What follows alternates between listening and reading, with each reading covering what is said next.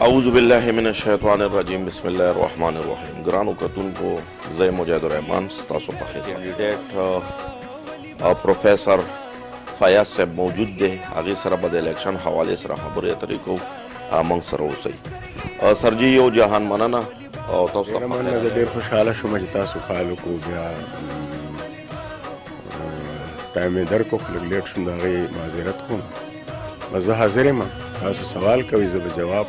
سر جی اول پهلنی سوال خو تاسو نه زموږ دا دی چې یاره پارټۍ عوامي نیشنل پارټۍ تاسو باندې ډېر یو لوی ټکټ درکړلو او پارټۍ ته هم چونکې ستاسو په شانتې د خلکو ضرورت دی، کینډیډیټ خو ډېر زیات ولاړ دي، دې باره کې تاسو څه وایي؟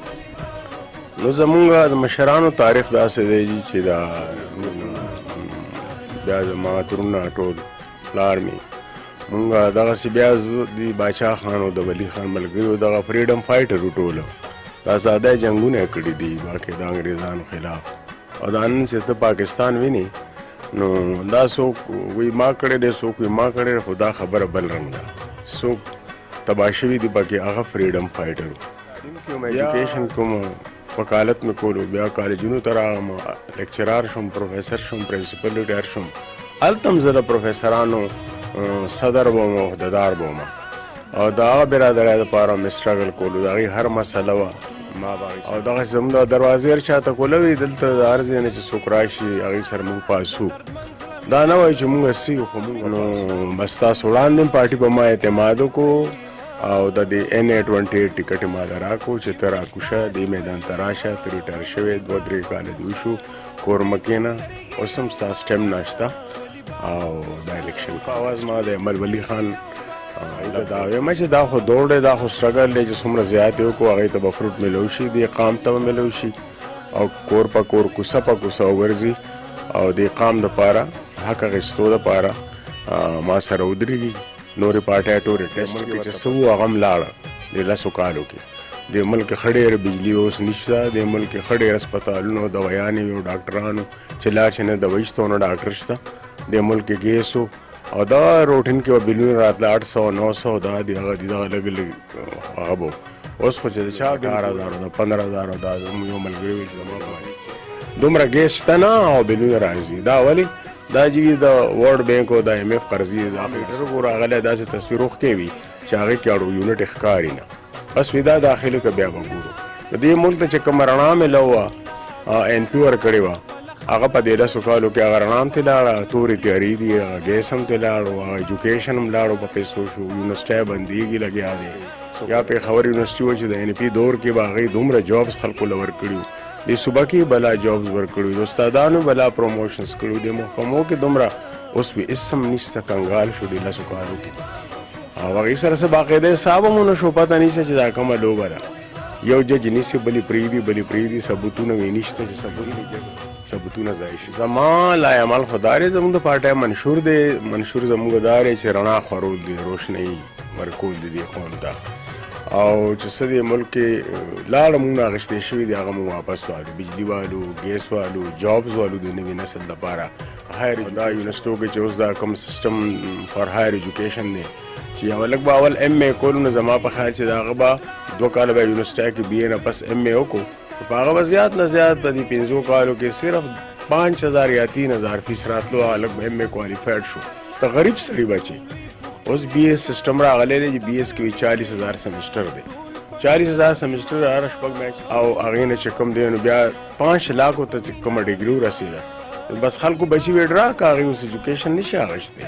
د هغې په وجه جرمونه زیات شو، بېروزګاري زیاته شوه او غربت زیات شو. اول به یو هلک چې MA وکړو کلرک هم برتي شو نو د هغه کور کې به چې کوم دی نو رڼاګانې وي، خوشحالۍ به وي، داسې شو لکه چې 10 زره پټۍ واغېسته. نو اوس هغه تاسو خو چې دی پروفیسر هم یې الریډي او د خلکو ته هم ستاسو په شان د خلکو ضرورت دی، نو تاسو عوام ته څه وایي چې یاره په دې پارټۍ کې خو ډېر قابله خلک هم شته، دې عوام ته څه پکار دي چې دوی څه وکړي؟ عوام دې یونایټ شي، متفق دي شو، دې ځله دې بیا زړه د مجاهدینو پارټي بیا دې دا په خپو باندې ودرېږي. طاقت خو عوامو سره دی او ګورنمنټ هم دا وایي چې فیر الیکشن وکړي چې ایکسپټیبلی قابل قبول وي او چې عوام یونایټ شي بیا خو هر څه کېدی شي، ځکه چې د ووټ طاقت به زموږ دنیا ته به میسیج ورکړو چې نیشنل پارټۍ سره د ووټ طاقت دی، مین پاور دی ورسره، قابل خلک راغله او بیا به موږ ټولو ته خپل حق ملو شي. داسې خوړی نه شي، موږ ته هر څه پته چې دا کوم ځای پروت دی یا چا سره دی.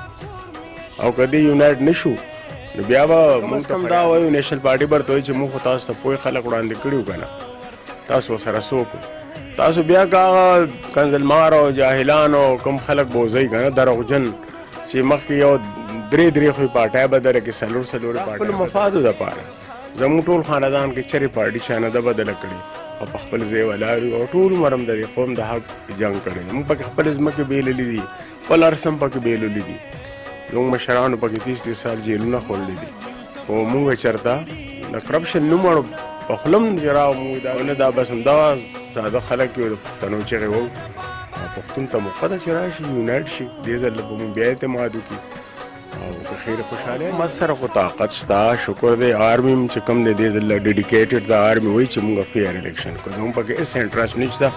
موږ خپل ډېر کارونه دي ګیر چاپېره زموږ خلاف د دشمنانو جال پیلاو دی، انډیا هم سره چیړ چاړ کوي، نور دا ګیر چاپېره زموږ چې همسایه دي هغې وي دا موږ دا اختیار عوامو له ورکوو، تاسو له یې درکوو موږ ته وایي. نو د امن و امان او د هر څه هغې وایي چې موږ ذمهوار کوم دی د هغې میټینګ شوي دي او آرډر شوي دي. وزیر اعظم هم دغسې ورسره متفق دی چې پیسفل او آرام سره ټیک ټاک الیکشن وشي او پکې یو میګیم ضایع نه شي. انسان خو ډېر لوی څیز دی، د الله تعالی غټه تحفه ده په دې ځمکه باندې. نو هغې تعاون کوي، آرمي تعاون کوي، پولیس به تعاون کوي، ادارې به تعاون کوي، سرکاري ملازمین هم تعاون کوي، لګیا دي. او زه د الیکشن کمیشن په ډیوټو باندې دي، هغې له د ووټ حق هغې نه اخلي. دا نه چې یو کس په ډیوټی دی نو بس د دوړ غرق شو. دوی خو ویلي چې پوسټل بیلټ به وي، خو هغه هم داسې بیا پته ونه لګي چې چېرته لاړه که څوک وامستی.